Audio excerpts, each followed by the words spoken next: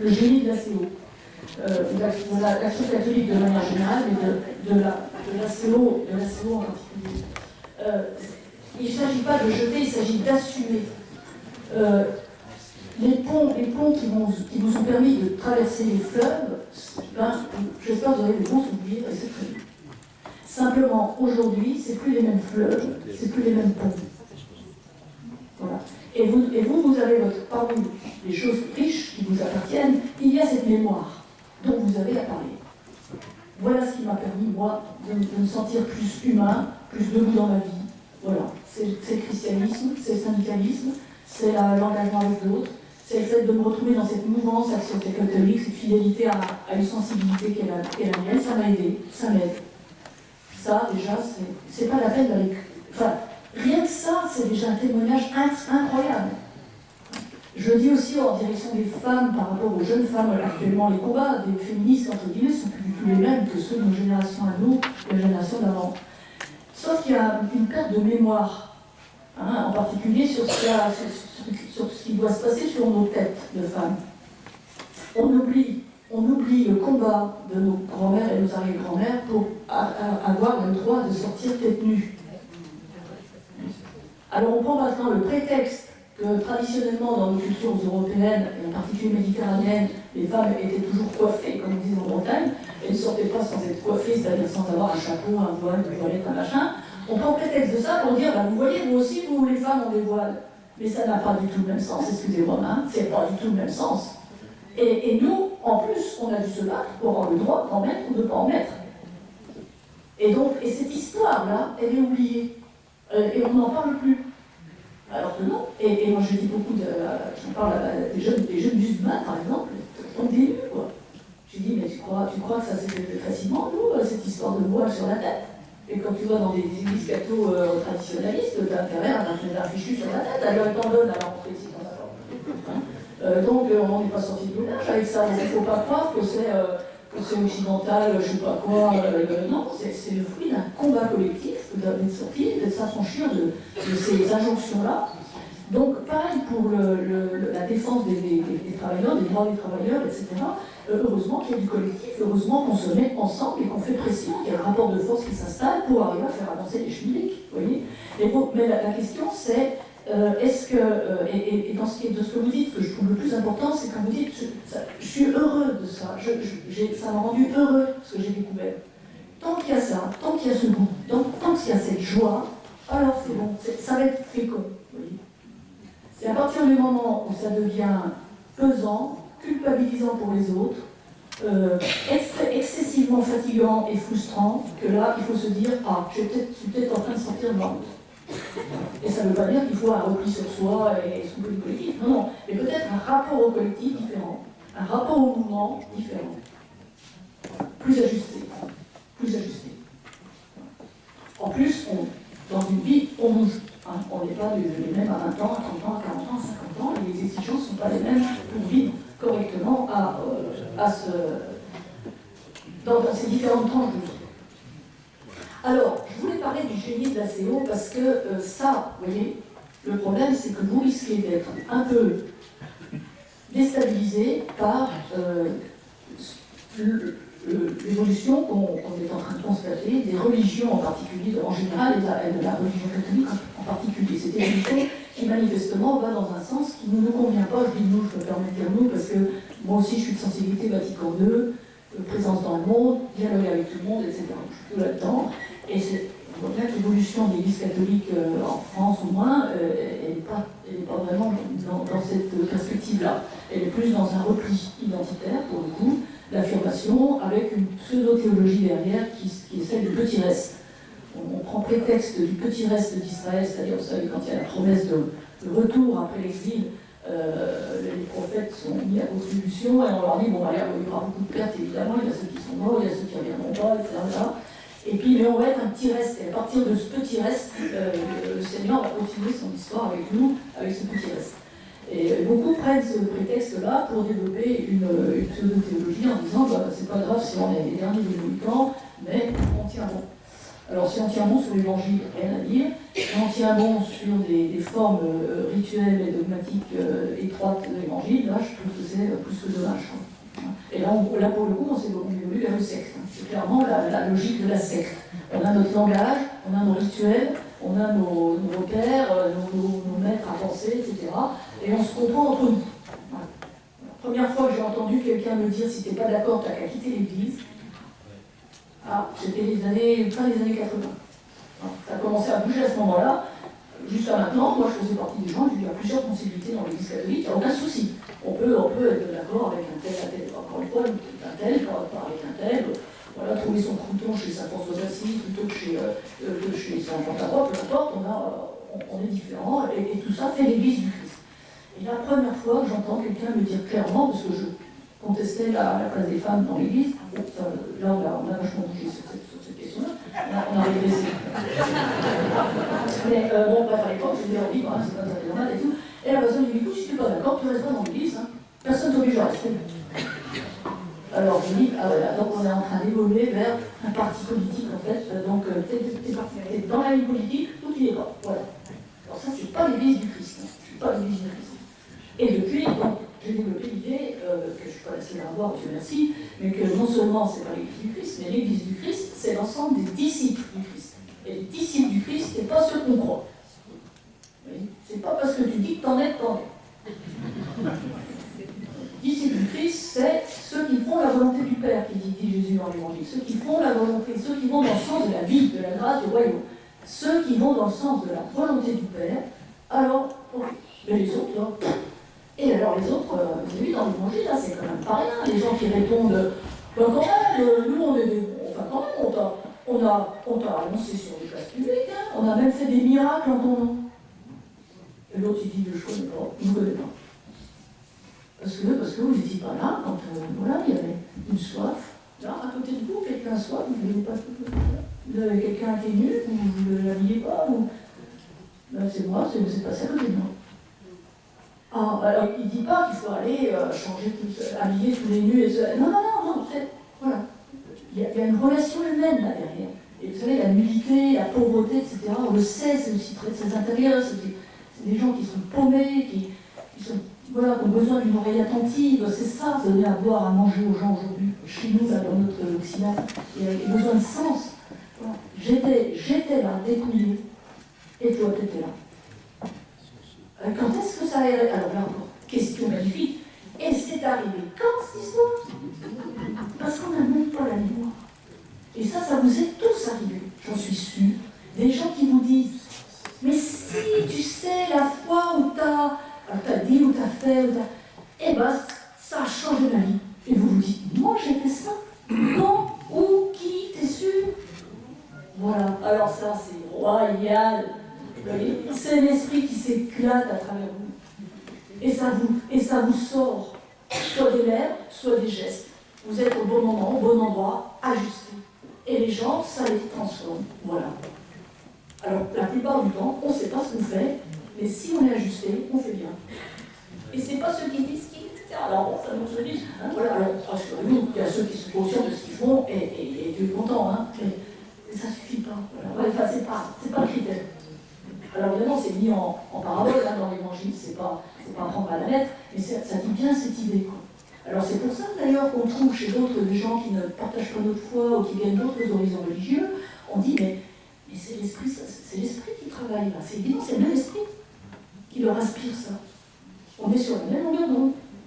Donc c'est là, disait, sur le plan humain, on est sur la même longueur d'onde.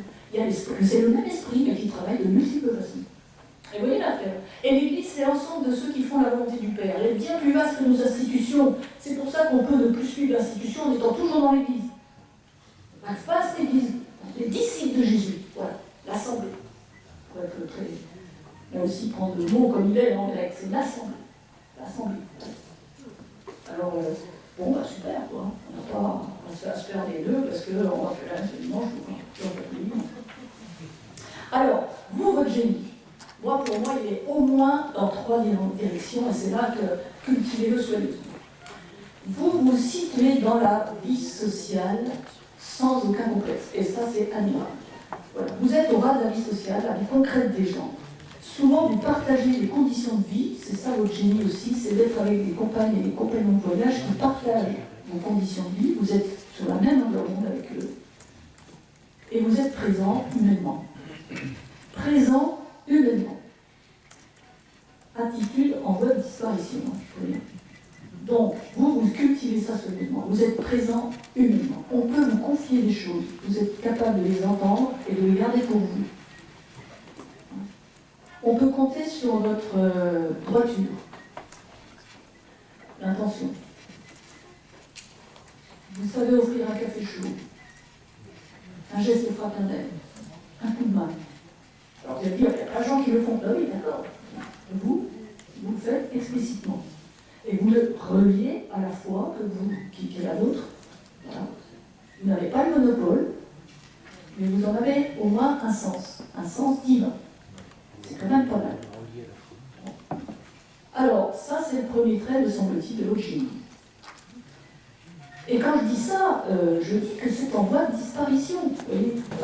Deuxième chose, vous avez un cœur qui bat. Non, c'est-à-dire que vous n'êtes pas dans l'indifférence, vous n'êtes pas dans le fatalisme, vous n'êtes pas dans le stylisme. Des choses qui se prolifèrent en ce moment. Hein. Le fatalisme, on n'y peut rien, voilà, c'est comme ça, voilà, on n'y peut rien. Voilà. Si, on ne peut pas tout changer, mais on peut des petites choses. Oui. Bien sûr. Et les petites choses en petites choses n'empêchent que les petites gouttes d'eau, ça fait les grandes lignes. Le cynisme aussi, c'est-à-dire une espèce de lucidité froide, vous voyez, que beaucoup ont, hein, parce qu'on a les moyens d'information, etc., donc on a une lucidité froide. Mais une lucidité sans amour, mais c'est démentiel. C'est de l'ordre du démon, si je prends la mot de la tradition. C'est démoniaque, c'est mortifère. Une lucidité sans amour est mortifère. Donc la lucidité doit s'accompagner d'amour. Je vois clair, et j'aime. J'aime parce que je vois forcément, mais j'aime les personnes, j'aime la vie qui palpite. Alors quand je dis palpite, ça veut dire que ça passe par les animaux, ça passe par les végétaux, ça passe par les êtres humains. Voilà. Je me tiens à l'amour de cette vie que Dieu nous donne. Voilà. Mais je ne suis pas complètement idiot, je me rends bien compte que là, ce type de relation n'est pas bonne, ce type d'organisation n'est pas bonne, la manière dont la richesse est mal partagée, ça ne va pas, etc. Je suis lucide. Vous voyez l'affaire? Je faisais référence à une table tout à l'heure, là aussi, je prends exprès des exemples divers, hein, mais toujours dans ces milieux intégristes, vous voyez, on a besoin de fraternité vis-à-vis des personnes dont on ne partage pas les convictions ni la manière d'exprimer la foi. Ils ont besoin de notre fraternité. Il faut pouvoir tenir en même temps, je ne suis pas d'accord avec votre manière de célébrer l'Eucharistie, avec votre soutane, avec votre manière de mépriser les femmes, de rejeter les homos, etc. Je ne suis pas d'accord, définitivement pas d'accord avec ça, mais vous restez un être humain, donc je reste avec une réserve de fraternité pour vous. Et le jour où cette personne, miracle, ouvre enfin les yeux, et que les pots de saucisson, que dis-je, les saucissons entiers leur tombent devant les yeux, alors ils sauront qu'il y a une maison où ils pourront venir s'asseoir, boire un café, avoir une épaule fraternelle. Voilà. Vous voyez la différence entre l'idéologie. Non, je ne veux rien avoir avec toi, tu l'as bien cherché, tant pis, etc. Tu fais ta déprime, elle va déprime tout seul, tu n'avais qu'à m'écouter quand je te causais, etc. Non, ça c'est les païens qui font ça. Nous, les disciples du Christ, on dit, bon, écoute, c'est heureux que tu vois clair maintenant. Il faut l'imaginer, pour ces gens-là, quand ils commencent à voir clair, c'est leur monde qui s'effondre. C'est leur monde qui s'effondre. Moi, j'ai une pensée vraiment fraternelle et désolée par rapport à tous les petits moines de Saint-Thierry, de Saint-Jean, quand ils ont découvert la vraie identité de leur fondateur. Il faut savoir qu'ils ont été nourris au lait des écrits et des blabla de ce type-là. Ils n'avaient pas d'autre repère. Et ils ont 20 ans, 18, 20 ans quand ils rentrent. Et ils font le séminaire et tout, et ils y vont au combat, quoi. Et puis à l'âge de 35, 40 ans, tout d'un coup, paf. Alors évidemment, on était un certain nombre à l'avoir dit, je sais si on en a parlé. Moi je fais partie des Ignatiens, des spiritualités ignatiennes. Je me rappelle très bien qu'on mettait le doigt sur les problèmes de manque de discernement, de manque de sagesse, d'inintelligence spirituelle, tout était évident. Alors on nous disait, vous êtes jaloux, voilà, parce que les jeunes viennent chez nous, ils n'aiment pas vous voir vous, et c'est pour ça que vous venez de nous critiquer. Qu'est-ce que vous voulez? On a fait notre boulot, on a dit ce qu'on avait à dire, on se fait jeter. Bon, alors, 20, 30 ans plus tard, ça tombe. Et là, eh ben, les effets ont produit, enfin les causes ont produit des effets comme on avait escompté, hélas. Mais les personnes, elles sont là. On ne peut pas les envoyer en leur disant, bah, les uns les cas, vous êtes les cas, c'est vous faites des machins. On se dit non, non, non, il faut les accueillir avec fraternité. Vraiment, vraiment, sans les juger. Parce qu'il faut entendre que derrière, il y a énormément de générosité, il y a énormément de conviction, ces gens étaient sincères, et ils croyaient bien faire, ils croyaient honorer Dieu comme ça. Donc ils vont entendre ça. Alors, ils se sont trompés de moyens, trompés de direction aussi souvent, mais ils restent avec toute cette générosité en eux, et ils ont besoin de chrétiens comme vous et moi pour les accueillir fraternellement, sans les juger, vous voyez. Donc vous avez ce génie-là, gardez un cœur qui bat. Voilà, un cœur qui bat. Contre l'indifférence, le cynisme et contre le fatalisme. Et enfin, vous l'avez évoqué tout de suite, ça fait partie de votre ADN, votre manière de vous impliquer dans le sens du bien commun, au service du bien commun. Voilà. Pour plus de justice, alors dans l'organisation du travail, dans la distribution et la répartition des richesses et tout ça, donc là, il y a encore un moment de boulot, mais enfin, vous êtes sensible à ces choses-là. On a progressé beaucoup là-dessus, mais on n'est pas au bout, hein, c'est clair. Et sur certains secteurs, on régresse aussi. Hein. Mais aussi plus de justice comportementale. Voilà. Vous êtes assez sensible, ça vous honore, par rapport au rapport clérical dans l'Église, par exemple. Le cléricalisme, ça ne vous va pas du tout. Bon, c'est bon signe. C'est bon signe. Il y a quelque chose de... C'est notre injustice. Le traitement réservé aux femmes dans l'Église catholique, c'est pas une affaire de féminisme, c'est pas juste. C'est juste pas juste. On ne peut pas lutter pour la justice sociale et laisser ces choses-là se faire comme elles sont. C'est pas tenable. C'est de la justice. Ce n'est pas juste. Nous sommes tous baptisés. Nous avons tous le même rituel de baptême. Nous sommes tous des fils et des filles du Très-Haut. Alors, à moins de vouloir faire passer le patriarcat avant l'Évangile, il n'y a aucune raison pour que les femmes, les filles et les femmes soient traitées autrement que les hommes. Ça, c'est... Voilà. Alors là, vous êtes assez sensible, me semble-t-il, à ces choses-là. Et puis, plus de justice comportementale, plus de justice aussi sociale, je l'ai dit, plus de justice environnementale. Alors peut-être que c'est un peu nouveau dans nos esprits, mais quand même, vous êtes en général, vous êtes des gens qui aimaient la nature, qui essayaient de faire quelque chose contre le massacre de la nature, contre tout ce qui relève de l'exploitation, qu'elle soit sociale, comportementale ou environnementale. Voilà. Et ça, ces trois traits de génie, moi je le perçois comme ça, ils deviennent de plus en plus précieux actuellement. De plus en plus précieux. J'aime bien la chanson de Souchon, la foule sentimentale, quand il dit il faut voir comment on nous parle, comment on nous traite, comment on traite les gens dans cette société aujourd'hui.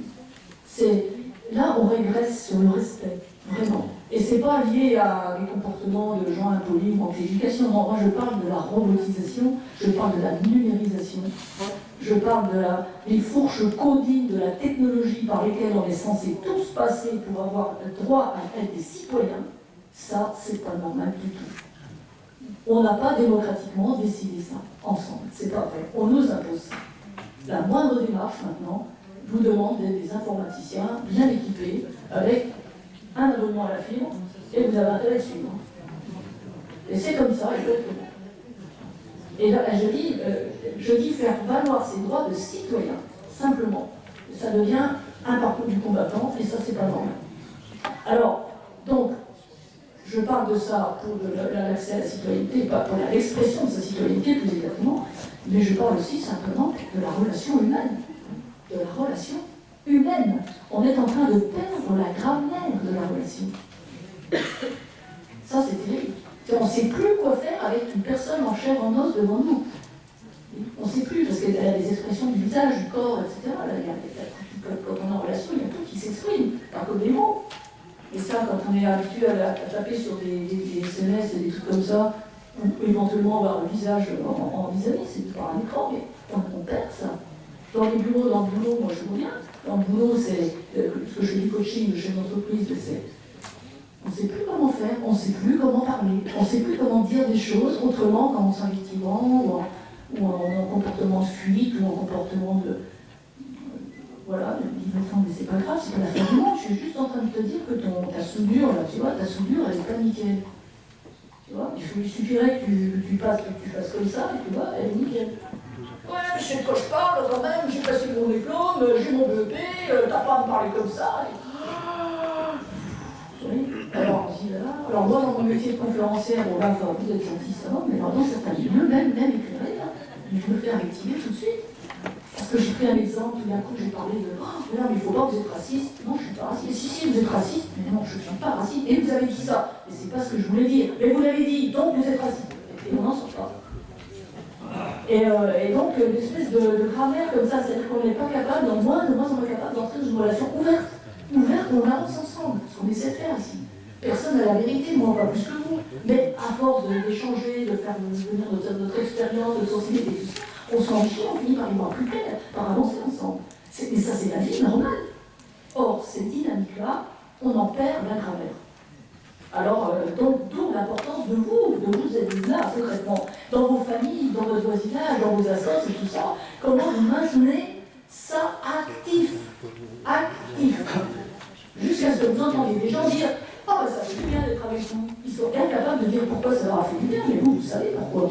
Parce que vous leur avez offert une humanité qui est de moins en moins présente.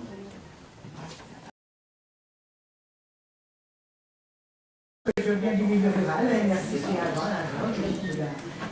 c'est vrai que eh bien, c'est un militantisme qu'on n'a pas à avoir honte. C'est autre chose qui se développe aujourd'hui. On allait en réunion souvent, on réunit le soir, mais ici on a aimé se retrouver avec des gens pour construire quelque chose. Et on n'était pas nombreux, on a fait changer des choses, être pas nombreux, mais on était heureux autour d'une table. On avait une même idée à développer, on avait une même idée, on s'aimait. Et puis on a fait changer les choses. Et puis aujourd'hui, les gens vont faire autre chose, enfin les jeunes, c'est pas le même engagement, c'est pas la même, mais c'est intéressant. Je trouve qu'il faut avoir un regard ouvert, c'est ce qui me mène encore aujourd'hui. Il faut être ouvert aux autres, il ne faut pas être enchiné, il faut ouvrir et puis dire voilà. Ben, c'est comme ça.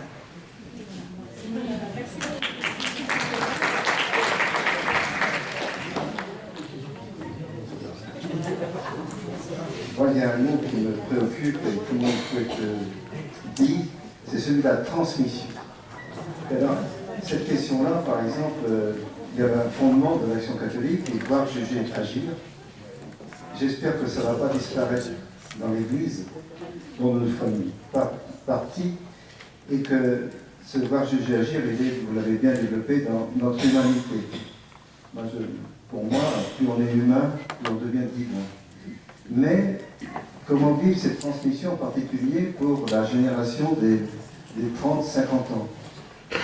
Alors, la plupart d'entre nous, vous avez des enfants, des petits-enfants, ben, votre témoignage est essentiel dans le faire.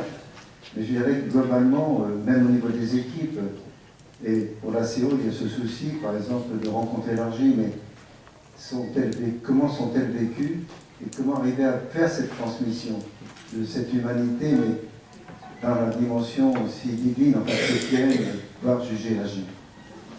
Je voulais juste dire que c'est important, il ne faut pas avoir peur de dire qu'on est croyant aussi. Et ça, moi je sais. Alors je surprends des fois mes copains copines de la CO, de mon équipe, parce que je suis à mon compte et de temps en temps, avec certains clients avec qui je suis sûr, que je connais bien, que je connais un petit peu, etc., j'ose dire que je suis croyant et de quelle façon je suis croyant.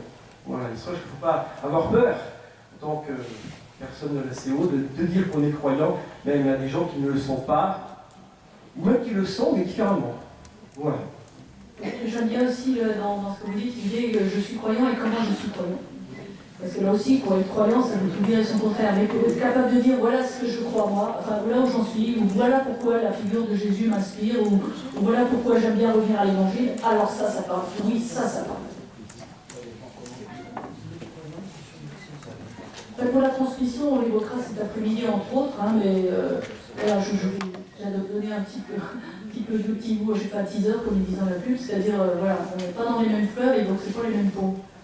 Et voilà, moi j'ai pris conscience que tout ce qui m'avait permis de recevoir la foi au Christ et de la cultiver et de rentrer un peu plus dans les trésors spirituels de la foi chrétienne, tous les outils, tous les supports qui m'ont été bénéfiques n'existent plus aujourd'hui. C'est un constat. Donc, ça veut dire, moi j'en conclus que, enfin j'en conclus, oui, provisoirement, que l'Esprit Saint va trouver d'autres supports, d'autres manières de s'y prendre pour que la foi continue d'être transmise. Et ça, on l'évoquera peut-être plus cet après-midi. Par ailleurs, je ne vous l'ai pas dit, mais vous verrez ça sur le site, je vous ai parlé de mon spectacle Ciné-Frédéric, mais je suis sur scène aussi avec un autre spectacle, mais cette fois, c'est pas moi qui l'ai créé. C'est un metteur en scène qui s'appelle Didier Ruiz, qui a plus de 20 ans de métier, qui est vraiment à la tête d'une compagnie subventionnée, etc., dans un vrai pro du théâtre. Et cet homme est agnostique, et c'est intéressant parce qu'il s'est interrogé un jour sur la spiritualité, parce qu'il dit les religions ne m'intéressent pas, dit-il. Ça ne m'intéresse pas, si j'ai envie d'en savoir quelque chose, je suis Wikipédia, et puis voilà. Mais j'ai rencontré des personnes pour qui la foi semblait, alors je pense à vous évidemment, pour qui la foi semblait être structurante pour leur humanité. Et ça, il dit ça alors, lui dans les débuts. Alors, je ne comprends pas, parce que moi je suis pas à la foi, je comprends pas. Alors donc il s'est dit, je vais mettre sur scène différents croyants pour qu'ils me racontent comment ça se passe pour eux, cette histoire de foi. Alors il a fait appel à des non-professionnels comme moi, et nous nous trouvons 7 sur scène. Il y a un chaman, un bouddhiste, un juif, 3 chrétiens, donc une pasteur kenyane, un dominicain et moi, et un musulman. Et tous les 7, alors évidemment avec beaucoup de travail, je vous passe les détails, le travail, la chorégraphie, le machin, le lumière, enfin bon, on a beau faire un spectacle. Moi, ça s'appelle Que faut-il dire aux hommes avec un grand H, Que faut-il dire aux hommes, c'est tiré de Saint-Exupéry. Et donc on est invité à raconter notre foi sur scène, sans prosélytisme, c'est pour ça que j'en parle, parce que ça va faire le joint avec ce que je vais vous dire maintenant. C'est absolument pas le but, c'est pas du prosélytisme, c'est de dire voilà moi ce qui m'est arrivé. Voilà ce qui m'est arrivé, voilà par où c'est passé, voilà comment ça se passe, voilà les questions qui me restent, voilà pourquoi j'en suis là, etc. Et donc chacun fait aussi honnêtement que possible, dit ce qu'il a dit. Et c'est quand même, c'est pour moi l'expérience extrêmement enrichissante. Ça confirme que l'esprit souffle vraiment où il veut, parce que quand j'entends les autres parler de leur cheminement, je suis admirative. Et je me dis que c'est le même esprit qui travaille, c'est possible. Alors évidemment, donc, ce qui nous réunit tous les 7, et ça c'était pas prévu d'avance, mais c'est comme ça qu'on s'en est rendu compte, c'est qu'on est tous dans un rapport critique avec une tradition respective. On en prend, on en laisse. Trésor, vous savez, tu tires de ton trésor du neuf et du vieux. Quoi. On a un devoir d'inventaire, ce qu'on nous a raconté. On a un devoir d'inventaire. Retenez ce qui nous permet de vivre mieux et de vivre plus pleinement. Laissez tomber le reste, j'ai envie de vous dire. Et en fait, ça, c'est vraiment le travail de responsabilité par rapport à notre héritage. On a à en prendre et à en laisser. Et on l'assume. On l'assume, c'est comme ça. Voilà. Et puis, donc ça, on a tous un rapport critique à notre tradition, mais on en a tous bénéficié. Donc j'entends aussi ce que vous disiez sur la CO, par exemple. Entre autres, mais on a reçu beaucoup, moi-même j'ai beaucoup reçu, enfin si tu sais catholique, je ne veux pas dire le contraire. Et donc, voilà, donc je ne redis pas ça, je trouve ça super, je trouve ça très bien. Et ça, on le garde, bien sûr. Mais au même moment, si on doit transmettre quelque chose, on a envie de transmettre le bébé, et pas un lot de pain plus ou moins soumis. Alors c'est là, c'est un petit peu l'enjeu. Là, on en est tous un peu là, on voit bien qu'on tâtonne, etc. Et tout le monde et chacun assume le fait que, dans un premier temps, on n'a pas forcément choisi en direct notre confession de foi. On est surtout né dans un milieu porteur de cette foi. On aurait pu tomber dans un milieu bouddhiste, ou chaman, je ne sais pas. Ou bien, en ce qui concerne le bouddhiste qui intervient, lui, c'est par la voie de la méditation qu'il a rejoint le bouddhisme, parce que, voilà, il était au bien moment, il a découvert une salle de méditation, il s'est mis à méditer. Et de méditation en méditation, il s'est retrouvé à faire des vœux dans le bouddhisme. Voilà, c'est donc des itinéraires intéressants, et ces itinéraires très proches évidemment de l'itinéraire humain, complètement marié à l'itinéraire humain. Voilà. Donc ça s'appelle Que faut-il dire aux hommes? Si vous voyez passer ça dans un coin, on a déjà joué il y a 25 fois, au moins déjà, et c'est toujours une belle aventure. Et alors là aussi on touche des gens. Et moi je suis très très heureuse d'être sur scène et de dire voilà, je suis disciple par les scènes et disciple du Christ. C'est un effet libérateur de poésie, quoi. Parce qu'on joue dans des scènes nationales, je veux dire, c'est des trucs, voilà, des gens qui sont laïcs, des gens qui veulent pas entendre parler de religion. Et comment on n'en parle pas? On ne parle pas des religions, on ne parle pas de religion, on parle de ma foi,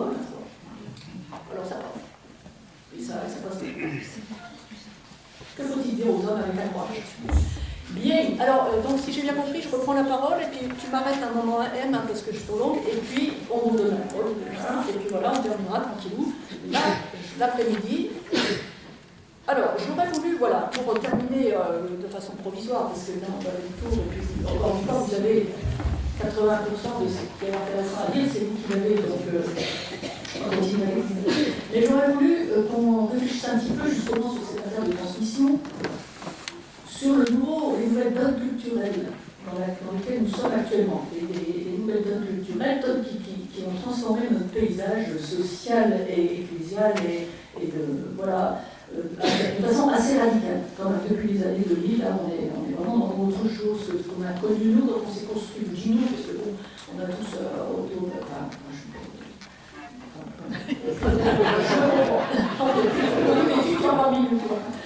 voilà. Alors déjà, pour revenir sur la transmission populaire, la foi ne se transmet pas. On ne peut que transmettre un témoin de la foi. Témoignage, oui, témoignage. Pour deux raisons. La première, c'est que, alors c'est aussi la spiritualité qui nous l'enseigne, Dieu ne se répète pas dans ses œuvres. Dieu ne se répète pas dans ses œuvres. C'est-à-dire que ça ne se passe jamais de la même façon d'une personne à l'autre. Ce qui, moi, va m'aider, ça ne va pas forcément aider l'autre. Ce que j'ai apprécié ici ou là dans les rencontres avec des croyants, c'est précisément ce qui va faire fuir l'autre, et inversement. Bon. Et il n'y a jamais deux itinéraires pareils. Alors ça, Saint-Ignace l'a bien compris, puisque je suis ignatienne de formation et de sensibilité, mais il a bien compris, parce que justement, il est le premier à cesser de se contenter de témoigner de sa foi, comme le faisaient les grands mystiques, etc., parfois un peu sous la contrainte, comme Thérèse d'Avila, on leur disait, si, c'est important que tu écrives, c'est important que tu lises de ce qui t'arrive, ça l'a fait suer, mais bon, mais bref, elle l'a fait quand même. Donc, jusque-là, on témoignait de ce qui nous était arrivé. Voilà, c'est ce qui m'est arrivé, quand je plein de fois, quand je me suis converti, tatati, tatata, on dit très bien, formidable, mais c'est sa vie, son œuvre à lui ou à elle, mais c'est pas mon parcours à moi. Alors, Saint-Ignace a bien pigé ça, et lui, il m'a donné un instrument qui n'a pas de contenu, justement, qui c'est juste un contenant. C'est juste une méthode. Voilà. Et le fameux exercice de Saint-Ignace, c'est une méthode pour justement faire surgir ce qui, en soi, est cette singularité que le Seigneur attend de nous. Alors, ça traduit évidemment en termes plus orthodoxes de la terre, mais c'est ça l'idée. Et donc, Dieu ne se répète pas dans ses œuvres. Alors, ça nous rend très libres par rapport aux autres. Encore une fois, les autres peuvent être très différents, peuvent me démonter par leur prise de décision, leur sensibilité, c'est tellement loin de ce que je ressens moi. Mais bon, c'est sa route. Et je travaille avec ce type, avec cette nana, je travaille avec ce truc. Voilà. Par contre, moi, j'ai pas à m'écraser. J'ai pas à m'écraser, ni à me sentir supérieur, bien sûr, et ça, je pense que c'est assez l'abri de ça, mais pas non plus dans le sens à se dire, ah, c'est beau, là, c'est formidable, ce qui lui arrive, quelle ferveur, ils se prennent à genoux sur les rochers pendant leur pèlerinage, c'est formidable et tout. Non, si vous n'êtes pas à l'aise avec ça, et si vous trouvez que c'est complètement en dehors de l'évangile, vous avez parfaitement le droit de voir, de dire, maintenant, ça, c'est pas ma cam, quoi. Mais pas ma cam du tout, quoi. Après, maintenant, si ça te rend heureux, si ça te fait avancer, bon, mais moi, non. Je me rappelle être intervenu dans combien je l'ai dit ce matin, dans des lieux d'église avec lesquels je ne partageais pas la même manière de prier. Il y a certains endroits, par exemple, vous pouvez prier tout le temps avec le chapelet, mais toute la journée. Du matin au soir, moi je ne peux pas. Moi je dis, écoutez, moi je suis ignatienne, je commence, là, le jour où je fais le mari, la première phrase, ça me prend la semaine. J'en ai pour la semaine, j'ai assez mangé pour la semaine. Tellement c'est fort, voilà, la salutation de l'ange pour le mari, ça c'est trop fort, trop puissant. Moi, je ne peux pas passer comme ça, défiler des trucs. C'est pas ma façon de prier, c'est tout. Vous n'allez pas m'obliger à le faire. Et tellement personne ne m'a obligé à rien faire. Je ne me suis jamais senti contrainte. Par contre, je dis, moi, je ne juge pas. Si c'est votre façon de prier, allez-y. Mais moi, j'attendrai que vous ayez fini, pas de problème. Oui. Donc, on peut continuer à communiquer comme ça. Bon, ça leur fait ça, les femmes, on sait pourquoi pas. Je ne comprends pas pourquoi, Seigneur, mais c'est totalement pas comprendre. Bon, bref. Alors, par contre, il faut garder cette liberté en soi, et puis même cette liberté de dire mon ressenti, mon avis là-dessus. Voilà. Vous dites des prières, moi je sais pas, l'évangile c'est marqué, répétez pas comme des païens, c'est marqué, quoi, c'est écrit, quoi.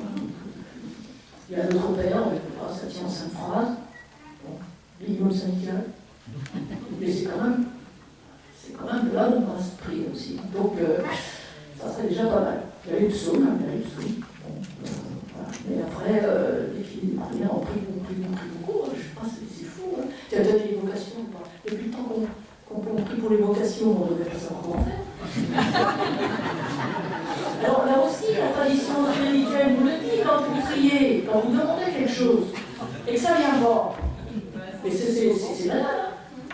Alors, soit vous demandez quelque chose qui n'est pas bon pour vous, dit la tradition, donc il faut arrêter, parce que Dieu ne va pas nous donner un truc qui ne nous convient pas. Voilà. Soit ce que vous demandez, vous ne le désirez pas vraiment, donc c'est bon, il faut arrêter de se mentir. Soit vous avez ce que vous demandez sous les yeux, vous ne le voyez pas. Vous ne demandez pas. Vous voyez, la tradition spirituelle a des réponses. Alors voilà, donc, quand ce qui concerne la prière pour les vocations, ce serait quand même sympa, on se pose des questions quand même. On a le meilleur service de vocation de la République en France. Comme tous les diocèses, et puis voilà, qui reprennent les vocations. Voilà, soit on demande quelque chose qui ne nous convient pas, soit on a déjà des savoir.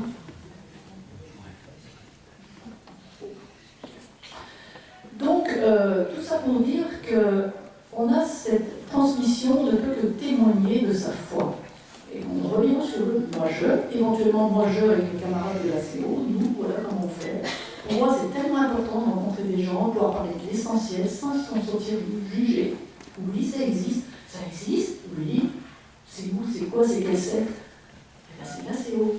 Ah bon? Je connais pas, bon, et puis voilà, mais ça, vous ne pouvez pas mentir. Si vous vous faites suivre dans la ligne de la CO, ça ne passera pas. Mais si vous êtes emballé, c'est un ballon, voilà. Et donc c'est tout. Et alors la foi, vous ne pouvez pas le transmettre, mais témoin de la joie que ça vous apporte, de la paix, de la pêche que ça vous amène.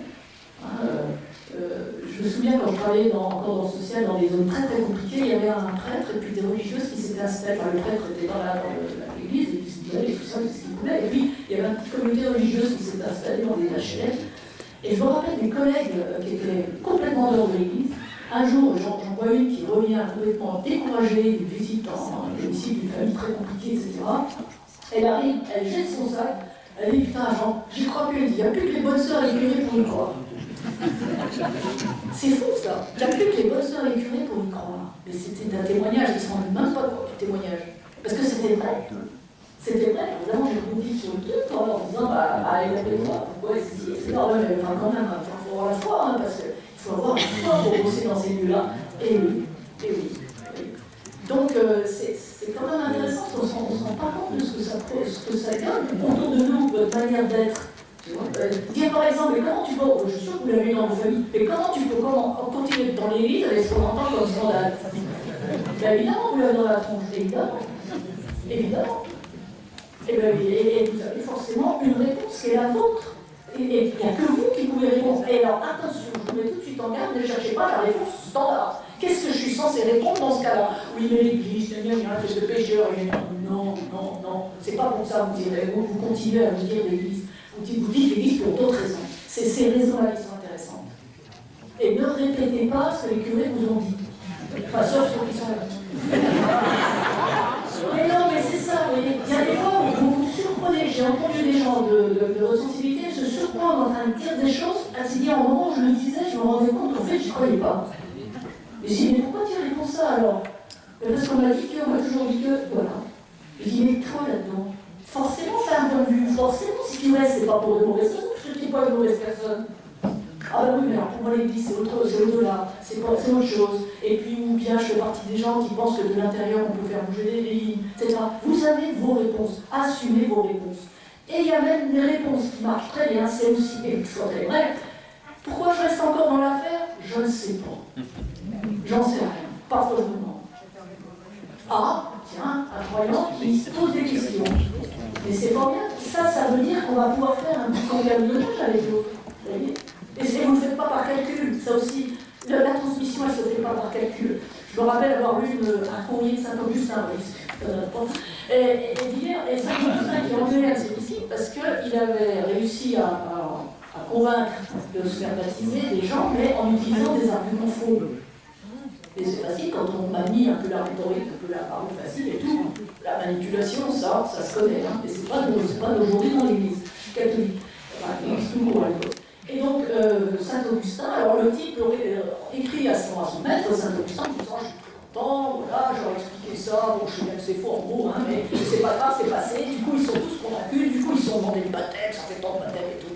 Et il y a Saint-Augustin qui lui répond une lettre d'une violence qu'il ne peut pas imaginer, du genre, enfin, si je la traduisais aujourd'hui, t'es un ramassis de petits cons, tu ferais bien mieux de rester chez toi et d'arrêter, parce que c'est pas la peine d'essayer de convertir des gens comme ça, on ne doit pas utiliser de l'erreur, etc., etc., il faut avoir le courage de la vérité, et donc, vous voyez le fait que ces grands noms, même s'il avait servi au sein de Saint-Augustin, enfin, ça n'empêche pas que c'était un grand nom quand même, et il disait, il avait cette intuition, il fallait être franc et honnête quand on témoignait de sa foi. Et qu'il ne fallait pas utiliser le peu de savoir qu'on a accumulé sur les routes de l'Église pour pouvoir écraser l'autre et puis convaincre avec des arguments fallacieux.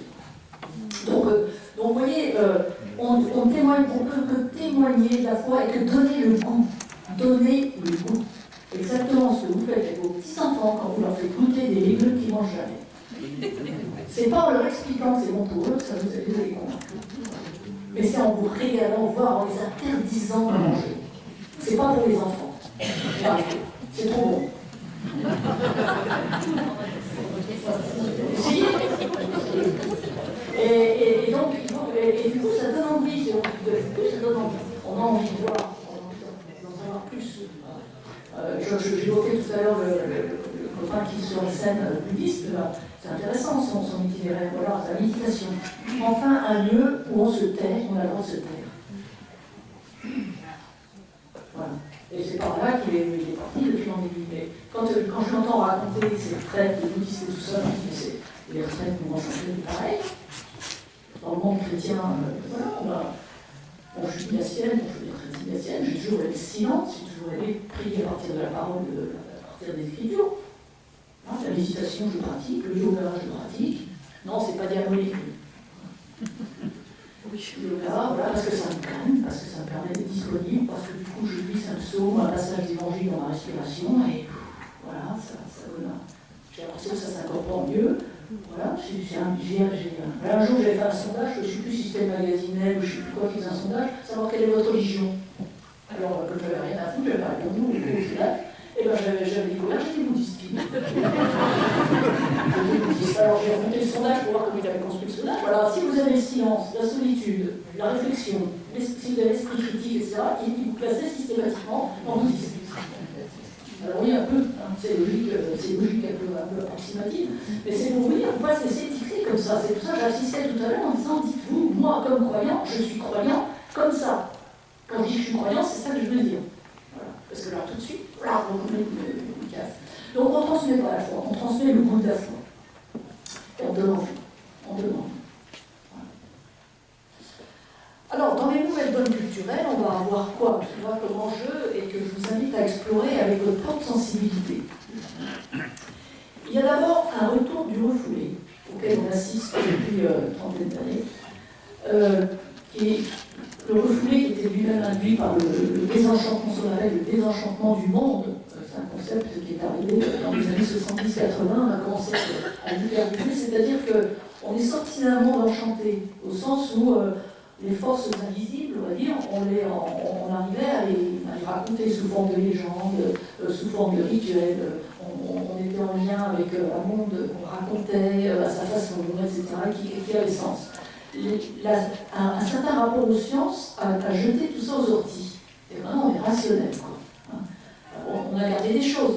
On continue de parler du soleil qui se lève ou qui se couche, ce qui est scientifiquement aberrant, évidemment, mais enfin, ça nous parle. Voilà. C'est ça, le monde enchanté. Le soleil se lève et il se couche. Et à partir de là, on va redonner des poésies sur la renaissance, la renaissance de la vie, la beauté de l'univers, la grandeur de Dieu, etc., etc. Mais tout ça, c'est bien, ça enchante le monde. Les scientifiques, bêtement, vont dire, non, attendez, il faut revenir sur Terre, si j'ose dire, ça n'a rien à voir avec un lever ou un coucher de soleil. Et puis l'eau, c'est chaud, H2O, c'est tout. Quand vous êtes baigné dans la Terre, voilà, c'est une molécule, c'est un peu différente, parce qu'il y a du sel, et vous dites, ça vous casse quelque chose, ça vous dit, oui, je sais. Voilà. Et vous êtes amoureux? Oh là là, je vais vous expliquer la formule chimique dans le cerveau, ce qui se passe quand vous êtes amoureux, etc. C'est limite maladie mentale, etc. Vous avez le dos rose là, vers le bien-aimé ou la bien-aimée, mais ça veut dire, il nous casse, il nous casse. Ça, ils vont enchanter, il a besoin de poésie. L'animal, non. Mais la réflexion, l'intelligence aussi, mais la poésie, ce n'est pas. Rarement Médor, rarement décorer sa niche avec sa gamelle. Par contre, nous, les assiettes de la grand-mère, si, elles sont mûres. Évidemment, on est sorti d'utilitaire, c'est clairement. Ou alors, on mange sur mur, franchement. Donc, on est vraiment. Voilà. Alors, il y a un désenchantement du monde. Et au niveau du Concile Vatican II, par exemple, on a voulu, à juste titre, dépoussiérer tout ce qui s'était rajouté de façon un peu légendaire, mystifiée par-dessus. C'est un mouvement culturel qui accompagnait le Concile, c'est pas qu'un mouvement de Concile. Il n'y aurait pas eu le gouvernement des années 60, le Concile n'aurait pas eu lieu comme ça, il n'aurait pas donné ce qu'il a donné non plus. Enfin, vous voyez, c'est tout est lié. Mais ici, par exemple, on a, je m'en rappelle, j'étais contemporaine de ça et sans doute vous aussi, on a commencé par nettoyer les églises en enlevant beaucoup de statues en plâtre qui traînaient ici ou là, qui prenaient la mission, etc. On avait enlevé les privieux, à un moment, beaucoup les privieux, tout ce qui était aussi, vous savez, les choses que les gens avaient, qui louaient, les banques qui louaient, les familles, les fortunés qui louaient des banques, et donc ils payaient une location, et puis ils avaient leur petit coussin, leur nom sur le truc, il y avait encore des traces de ça, il y avait leur nom, puis il n'y avait pas intérêt de s'installer dans ces bancs-là si c'était pas l'autre. Voilà. Donc, et tout ça, on a enlevé. Évidemment, on a enlevé le décorum catholique, il y avait énormément de décorum, des chasubles de toutes les couleurs, de toutes les soies brodées en fil d'or, les candélabres, le matériel de l'Eucharistie, les ustensiles en or, etc. C'est pierres précieuses. Avec l'idée, et c'est pour ça que je jetterai la pierre, l'idée étant derrière, pour honorer Dieu, on va utiliser ce qu'on a de plus beau. Donc, c'est tout à fait honorable. De plus beau, ce qu'on sait faire de plus beau, de plus précieux. Bon, sauf qu'on avait oublié que la mesure de Dieu n'est pas la nôtre. Et ce que Dieu estime être le plus beau, c'est parce que nous, on croit être le plus beau. Ce que Dieu estime être le plus précieux, c'est parce que nous, on croit être le plus précieux. C'est pas une affaire d'or et de pierres précieuses et de fils d'or dans la chasuble. Bon, alors, c'est tout. Il a fallu à un moment se rappeler ça, que les chemins de Dieu ne sont pas les chemins habituels humains, c'est pas ce qu'il aime. Voilà. Donc, alors qu'est-ce qu'il aime? Il aime la simplicité, sans doute, oui, parce que Jésus était simple, parce qu'il avait rencontré les gens chez eux, parce qu'ils étaient autour d'une table, parce que tout ça, ça nous parle de quelque chose de beaucoup plus familier. Donc, du coup, tout le mobilier liturgique, la façon de célébrer, etc., sont se dépouiller. Et on a cherché des choses, des belles choses, mais dans des matériaux qui sont les simples, de la pierre, du bois. Voilà, on essaie. Bon. Après, évidemment, la nature humaine étant ce qu'elle est, les esthètes et les artistes s'étant mêlés à la chose, il n'est pas sûr que le mobilier urbain utilisé pour Notre-Dame de Paris soit des plus accessibles pour les moins fortunés. On est d'accord. Il n'empêche que l'idée du beau, du simple et du dépouillé, ce n'était pas une mauvaise idée pour être plus proche de l'esprit d'évangile tel qu'on peut le. Donc, alors, et du coup, on a enlevé du décorum, etc. Et ça a ôté du même coup, auprès des populations, quelque chose de l'ordre du sacré, de la beauté sacrée, c'est-à-dire cette espèce d'univers tabou qu'il ne faut pas toucher, de cet univers duquel on doit être tenu à l'écart, exclu. Il y a un temps pour qu'il y ait un lieu, des paroles, des gens, des ustensiles, des choses qui appartiennent au sacré. C'est là-bas, je fais exprès à la main. Et puis nous, c'est profane. Alors avec un peu de chance, on a un lien avec ce sacré, mais il faut vraiment respecter le sacré. Alors ce sacré revient à grand renfort en ce moment, ce volonté de sacré. À tel point que même les messes en latin qui font le plein de jeunes, et quand on dit aux jeunes, vous ne comprenez pas, mais moins ils comprennent, plus ils ont l'impression d'être proches de Dieu. Ça marche comme ça dans leur tête. L'idée, c'est pas de comprendre, l'idée, c'est du côté grimoire. On est dans notre côté grimoire, le prêtre fait ses mamamouchis en latin, on ne comprend rien, mais on fait confiance, et c'est sûrement Dieu, puisqu'on comprend rien, c'est du sacré, on ne touche pas. Alors c'est une mentalité qui n'est pas forcément la nôtre, mais il faut l'entendre. Voilà. Les mecs qui se mettent à genoux, par exemple, quand on leur demande ce qui se passe, ils disent ben nous on respecte. Alors pourquoi? Alors moi je dis, mais vous respectez, dans la vie de tous les jours, vous respectez des gens, vous respectez vos parents, vous respectez votre patron, éventuellement, je pense, vos collègues de travail. Est-ce que quand vous les saluez, vous vous mettez à genoux devant? Vraiment. Parce que je dis, ça vient de là, la génification. Avant, quand on saluait quelqu'un comme un haute estime et qui était d'un rang supérieur au nôtre, voilà, on fait une révérence, on fait une génification, c'est comme ça qu'on salue. Alors, donc on a gardé ça dans l'église, mais il y a un moment, c'est pas de la bougie, quoi. Au début, la bougie, c'était pour vous rappeler, hein. À attendre l'électricité. Alors oui, mais la bougie, c'était plus que voir clair. C'était la petite flamme, à la fois vaillante et fragile. C'est ce côté vivant. Alors on a gardé ça. Alors, maintenant, les bougies, on ne s'en sert plus pour éclairer. Mais on s'en sert pour manifester autre chose. Il faut pas reconnaître, les bougies dans les églises, c'était d'abord pour s'éclairer. Donc vous voyez l'affaire. Alors là, c'est pareil. On a des manières de se couler dans ce qu'on se représente, de ce que doit être la religion et de manifestation de respect. Et j'ai dit, bon, ben, enfin, voilà, alors je pose simplement les questions. Je dis aux jeunes, parce que je dis, ben voilà, moi, je respecte les gens, je me tiens debout, devant. Voilà, ça c'est un respect, je me tiens bien. À genoux, ça ne va pas, parce que ça ne va pas dans le sens de l'évangile tel que je le comprends. C'est-à-dire que chaque fois que quelqu'un se retrouve à genoux, je ne sais pas quand, alors Jésus le relève. Parce qu'on doit à relever les gens. Voilà, lève-toi et marche. Et puis au début du christianisme, au IVe siècle, le père de l'Église a dit on n'a pas le droit de se mettre à genoux le dimanche. Parce que c'est le jour où on fête la résurrection du Christ, donc tout le monde doit être debout. Et ça, c'est pas un 68 ans, et je l'ai dit ça, au IVe siècle, je ne sais plus quel est son nom d'ailleurs, vous le connaissez que moi. Voilà. Comme dit le plus fort. Le concile de Nicée. Ah voilà, le concile de Nicée, je ne sais pas si c'était au concile, mais par contre, je suis sûre que c'était un père de l'Église qui l'a dit. Alors donc, se mettre debout le dimanche, alors donc vous voyez, il y a du sens. Alors vous qui imaginez, je ne sais pas comment vous célébrez, il n'y a pas une façon de faire. Tu veux te mettre à genoux, il n'y a pas de problème. Tu veux rester assis, il n'y a pas de problème. Tu veux te mettre debout, il n'y a pas de problème. Je refuse deux choses. Un, d'imposer mon point de vue aux autres, et deux, que d'autres imposent leur point de vue. Voilà, c'est tout. Après, moi, je suis capable de dire pourquoi je reste debout. Vous voyez l'affaire? Bon, donc le sacré, oui. Alors par contre, dans les églises, oui, on a besoin de silence. Pourquoi? Parce que c'est le seul endroit où on a le droit d'être en silence. Et on a ce luxe du silence, car le silence devient un luxe. Alors bien sûr que vous êtes peut-être faites partie des gens, peut-être, comme moi aussi en partie, où moi c'était la fin de ça, mais ça. Bon, on a connu le temps où on n'avait plus le droit de parler dans l'église, on était prêts à le droit de parler. Donc, vous restez sous la pluie à dire bonjour, si vous voulez, mais quand dès que vous rentrez dans l'église, vous la fermez. Mais c'était devenu insupportable. On a rappelé, mais c'est l'église du peuple de Dieu, c'est le bâtiment du peuple de Dieu. Donc on se salue, on s'interpelle, on est content de se voir et tout. Formidable, les années 70, super. Sauf que ça, c'était avant. Maintenant, les temps de convivialité, les lieux de convivialité, ils sont ailleurs. Donc l'église n'est pas le lieu de convivialité. L'église est le lieu où enfin on est en silence. Alors vous voyez, c'est quelque chose qu'il faut entendre. Et c'est vrai que les plus jeunes, là je pense moins de 40 ans, il n'y a pas 36 endroits où ils sont vraiment dans un silence respectueux d'eux-mêmes, que ce que d'eux-mêmes. Le silence et la solitude sont devenus des luxes.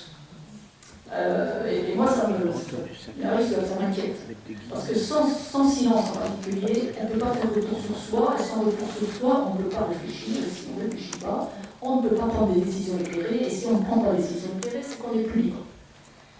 Donc c'est pourquoi là, le silence, c'est très important. Il faudrait se refamiliariser avec le silence. Se faire écouter à l'intérieur de soi. Voilà, et la solitude, évidemment, va avec. Alors l'Église devient un refuge pour ça. Je ne dis pas que c'est son luxe. C'est un refuge pour ça. Donc, le rapport au sacré. La question, c'est quel est, vous, votre rapport au sacré? Comment vous le symbolisez? Comment vous le ritualisez? Alors évidemment, ça ne veut pas dire, encore une fois, je m'en explique dans mon bouquin, le sacré n'est pas l'apanage de la religion. La religion ne fait que socialiser quelque chose de ce genre. Mais chez vous, vous avez forcément des objets sacrés, entre guillemets. Vous voyez, une photo de quelqu'un qui est parti, que vous aimez beaucoup. Ben, évidemment que vous la respectez, cette photo. Vous n'avez pas envie qu'on la déchire, qu'on l'abîme. Vous avez un objet auquel vous tenez, qui ne vaut rien financièrement. Mais oui, mais si, c'est un souvenir qu'on a ramené, qu'un père et toi, qu'on était parti à un endroit. Et chaque fois que je regarde cet objet, je me rappelle comment on était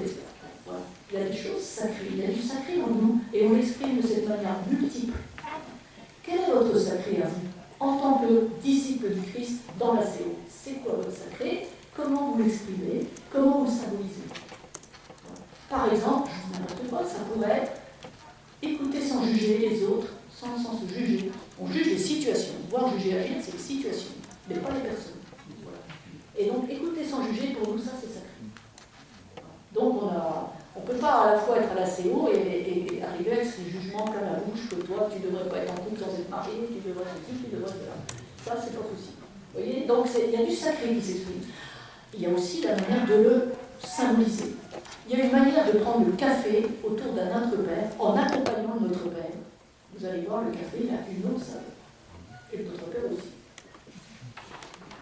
Donc, il y a vraiment quelque chose de l'ordre de l'Eucharistie à réinventer dans les gestes quotidiens. Eucharistie, accueillir la grâce de Dieu à travers le pain et le vin. Le pain et le vin, je ne parle pas du sacrement ici, je parle de la symbolique. À travers le repas partagé, la parole échangée, la qualité d'écoute des uns et des autres, là vous avez quelque chose de l'ordre de l'Eucharistie. C'est Emmaüs. Et quand on repart chez soi, on se sent mieux. Qu'est-ce qui s'est passé? On ne sait pas. Il a disparu de l'œil. Deuxième élément, je ne sais pas où j'en suis, mais j'ai au niveau du temps, mais je sais où j'en suis dans mon dos. Alors, rapport au sens. Le rapport au sens. Alors, une caractéristique de l'être humain. Un être humain ne peut pas se passer de sens. Il n'est pas forcément dit avec des mots. Mais on a besoin de savoir pourquoi on se lève le matin. Médor, lui, du moment qu'il a son os, de temps en temps l'autre sexe pour se produire, et puis des câlins, il est content. Il est très content. Les colloques, les trucs, les réunions d'ACO, tout ça. Bon. Nous, non. Nous, on ne peut pas se passer. On ne peut pas se passer de sens. Le pain ne suffit pas. L'homme ne vit pas que le pain. Mais il n'y a pas que Jésus qui l'a dit, on le sait. On a besoin de pain, mais d'essentiel aussi, avec ce pain. Et c'est tellement inscrit dans l'humain que j'ai entendu des médecins urgentistes qui interviennent sur des scènes dramatiques de la planète. Quand ils arrivent en urgence après un séisme, par exemple, choses comme ça, ils récupèrent des fois des petits nourrissons qui ont perdu les parents subitement. Et bien, ils les mettent dans les tentes et tout avec la perte pour les nourrir. Et bien, il arrive que ces nourrissons se rejettent les aliments. Ils rejettent, le corps rejette l'aliment. Donc, ils se laissent mourir de faim. C'est tellement le manque affectif est tellement plus important encore que le pain. Alors ça, petit à petit, évidemment, plus on s'aguerrit, je dirais, en grandissant, plus on peut faire face au manque de sens, et on continue à se nourrir, mais ça reste une maladie à l'intérieur de soi, quelque chose qui nous ronge. Et on va essayer soit de fuir, soit de compenser, soit de... Bon, bref, on a besoin de sens. Alors, le sens. Il y a une frustration énorme actuellement qui est générée par le type de société qui par ailleurs a ses côtés positifs. Je rappelle qu'on est dans une société d'abondance, même si cet accès à l'abondance n'est pas également partagé par tous, n'empêche qu'on est dans une société d'abondance. Il suffit de voyager un peu sur la planète pour se rendre compte qu'on a quand même, on est sacrément bien achalandé dans nos boutiques. Bon.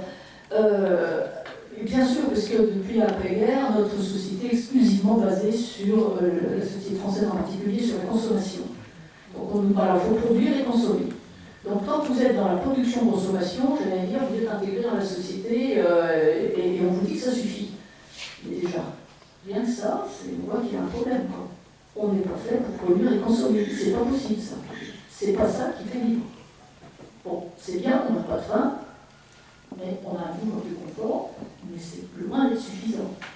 Et la preuve, c'est que beaucoup de gens quittent ce confort pour aller se vivre dans des conditions beaucoup plus précaires, parce qu'ils trouvent du sens. On voit que ça atteint depuis quelques années le monde du travail. Là aussi, papa, maman, les grands-parents, tout ça, eux, ils avaient un boulot, ils avaient un contrat à durée indéterminée, ils étaient contents, ils pouvaient faire des projets, bâtir leur maison, etc. Il y avait des choses qui vendaient. Et les plus jeunes aujourd'hui, non. Nous, on préfère, pas tous, mais un certain nombre quand même, ça commence à poser problème. On préfère gagner beaucoup moins, et travailler moins, et avoir du temps pour soi, du temps pour sa famille, du temps pour faire autre chose. Et ça, parce que ça a du sens. Être avec ma famille, ça a du sens. Voir grandir mes enfants, ça a du sens. Mais passer mon temps, mon énergie au service d'un petit patron qui va se faire de l'argent sur mon dos, ça n'a pas de sens. Alors, vous voyez, c'est quelque chose d'assez nouveau. Alors, la question ici, alors oui, je reprends la chanson de Souchon que je citais tout à l'heure, du ciel, des vagues, ces choses qui nous emballent, un rêve, un désir, un cheval. Voilà, on aspire à autre chose que du matériel, que simplement du pain. Hein, d'autant plus que le pain, enfin, je veux dire, le matériel qu'on nous propose de plus en plus est de mauvaise qualité et nous rend malade. Parce qu'il y a ça aussi. Il y a ça aussi. On a dégradé les aliments en particulier qui ne nourrissent plus et qui nous rendent malades. Donc, ça n'a pas de sens. Voilà, on n'est pas réductible à ce matérialisme ambiant. On ne peut pas. Ça explose de partout, donc il faut du sens. Alors évidemment, ça fait le lit des gourous, parce que ça donne les gens, ça rend les gens très vulnérables et très poreux, je dirais, à toutes les idéologies un peu fantasques qu'on peut avoir. Donc les gourous qui apparaissent et qui, eux, ont du sens dans les villages, dans les machins, dans les écoles et quoi, et vous en êtes là, vous ne voulez pas. Et donc à nous de dire, de rappeler quel est le sens pour nous de vivre, pourquoi on se lève le matin. Et pourquoi on a parfois, nous aussi, des moments de découragement. Et qu'est-ce qui fait qu'on en sort? Parce que c'est ça aussi, être croyant en Christ, humain. C'est assumer toute cette humanité-là. Nous aussi, on est perdus parfois. Oui, on réagit comme des vieux, c'est normal, on est vieux. Ici, c'est de boulot, quoi. Mais bien obligé. On a connu autre chose, on est obligé d'en parler. Tu dis que tu ne peux pas te passer que ton portable, là, mais c'est qu'on peut s'en passer, on s'en est passé, nous. Et puis on peut s'en passer, on s'est racheté la l'utile, c'est pas la question, c'est pas le mettre à la cheval, mais on peut faire autre chose que de scroller, comme on dit, c'est sûr. Vous voyez? Bon, alors oui, c'est bien pratique, le GPS, tout ça, ouais, super. Tu perds complètement ton sens de l'orientation, ouais. Mais c'est bien, c'est bien. Alors nous les vieux, c'est pareil, nous, c'est bien gentil mon bouquin, vous avez perdu le sens de la mémoire. Ah bon, on apprenait par cœur, maintenant, le bouquin, c'est clair. Oui, ça a commencé il y a longtemps, c'est pas d'aujourd'hui cette histoire. Alors, quand on a commencé à mettre par écrit l'histoire de l'Iliade et l'Odyssée, ça a commencé à râler, même chez les Grecs. Ils disent, mais alors, qu'est-ce que vont devenir les conteurs? Et puis, qui va donner la vraie version? Il y a plusieurs versions des histoires qu'on raconte, qu'on colporte d'un bled à l'autre. Qui va décider la bonne version qu'on va mettre sur la. Et puis, alors là, ça a commencé comme ça, mine de rien. Alors, la mémoire, on l'a externalisée. Bon, mais sauf que plus ça va, et plus on externalise nos possibilités. Tout est externalisé. Notre mémoire, bien sûr, mais pas que, notre imagination avec les fictions. Notre créativité, maintenant, avec l'intelligence artificielle, est externalisée. Et c'est terrifiant, ça. C'est-à-dire, c'est vraiment des morceaux de notre humanité qu'on remet dans les mains de je sais pas qui pour qu'il fasse à notre place. Bientôt, il n'y aura plus besoin d'humains. C'est globalement le point. Voilà. Je rappelle aussi que la gestion du Covid, par exemple, a posé énormément de problèmes de ce côté-là. C'est-à-dire qu'on a manifestement, je ne critique pas les décisions qui ont été prises, parce que je comprends que c'était compliqué, difficile, qu'on ne voyait pas trop où on allait. Mais avec le recul aujourd'hui, et grâce au retour de beaucoup de scientifiques, on se rend compte que, alors, bon, là, on tarde d'avoir dit des débats, mais quand même, c'est qu'on ne peut pas protéger la biologie si on ne protège pas l'humain dans sa globalité. Et donc, d'avoir voulu opposer une barrière physique à un virus qui est déjà aberrant, on a réduit la personne à sa biologie, on l'a réduite à l'organique, et on a fait violence auprès des gens de façon absolument insensée. Parce qu'on a besoin de social, parce qu'on a besoin de se rencontrer, parce qu'on a besoin de se parler. Alors, bien sûr, il fallait prendre des précautions, on est d'accord, mais n'empêche. Tous ces jeunes qui sont restés une année pour plus enfermés dans notre cadre sous prétexte qu'ils pouvaient être contagieux alors qu'ils étaient même pas malades, il y a un problème, il y a un vrai problème. C'est-à-dire qu'on a oublié que l'humain était humain et pas seulement un corps biologique susceptible d'être malade. Vous voyez, c'était. Alors, encore une fois, c'était compliqué à prendre comme décision.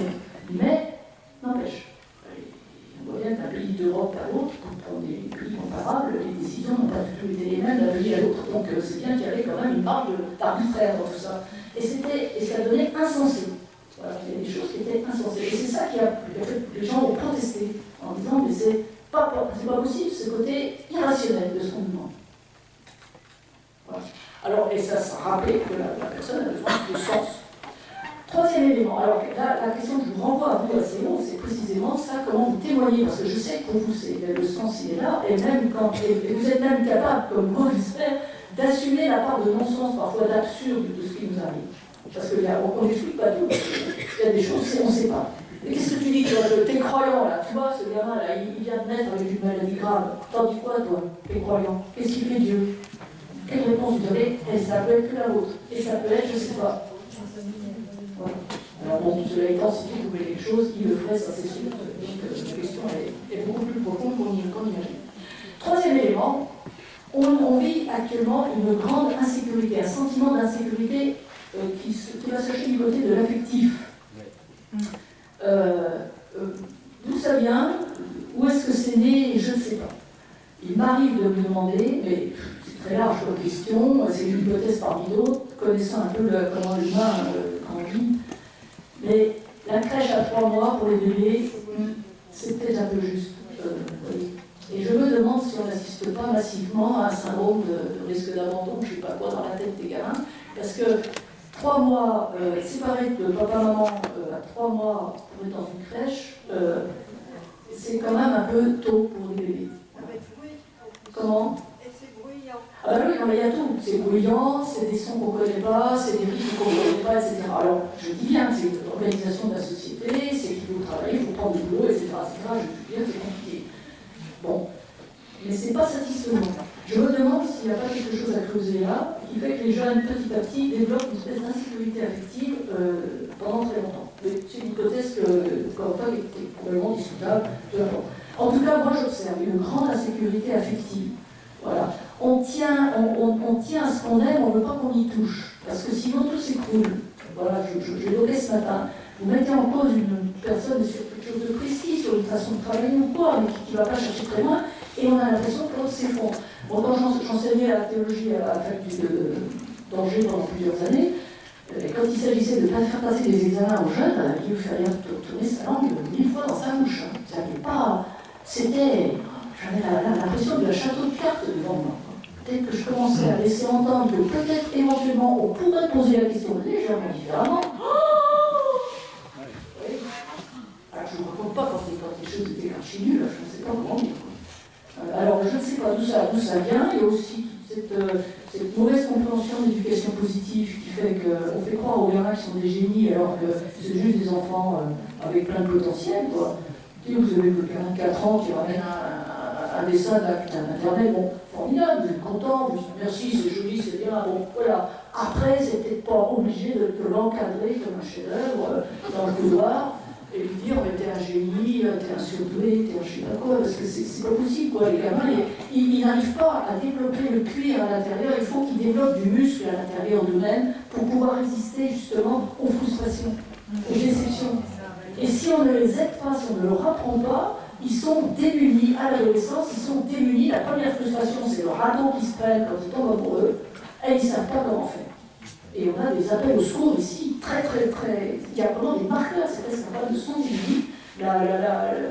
L'état psychique de nos jeunes, là, on commence à sérieusement s'en préoccuper. Donc, alors voilà, il y a cette insécurité. Donc, ils ont besoin d'être rassurés. On a tous à développer cette espèce d'empathie rassurante. C'est pas grave.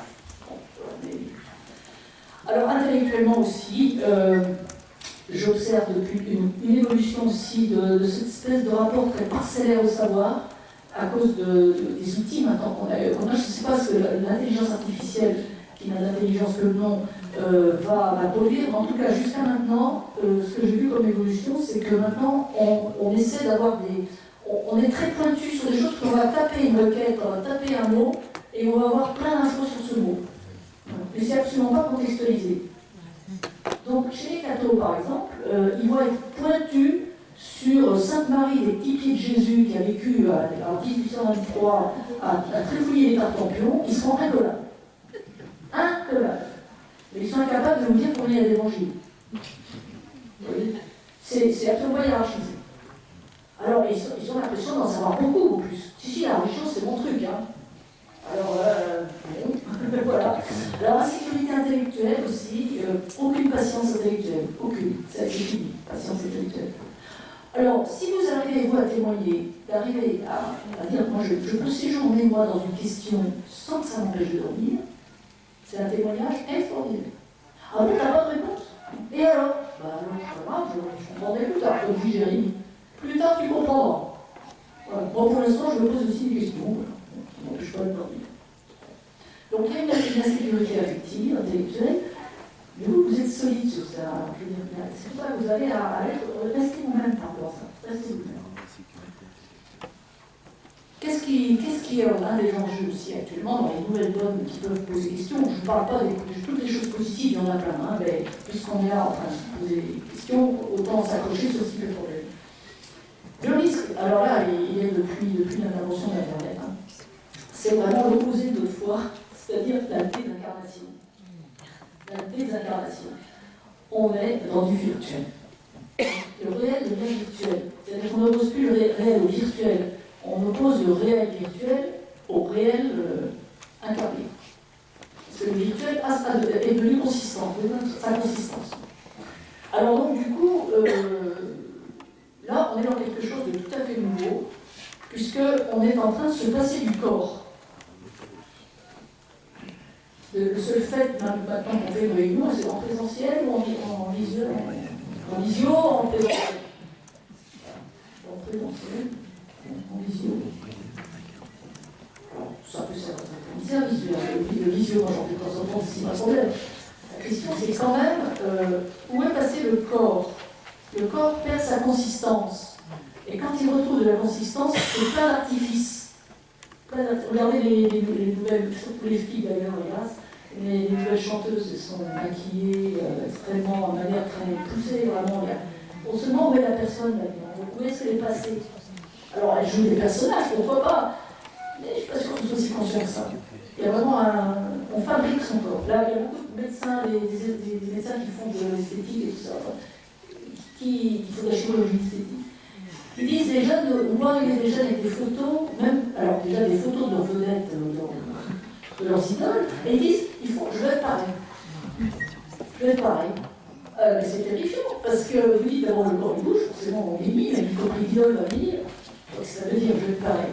Et alors j'ai entendu dire il n'y a pas longtemps un chirurgien qui dit mais maintenant on voit arriver des images de synthèse.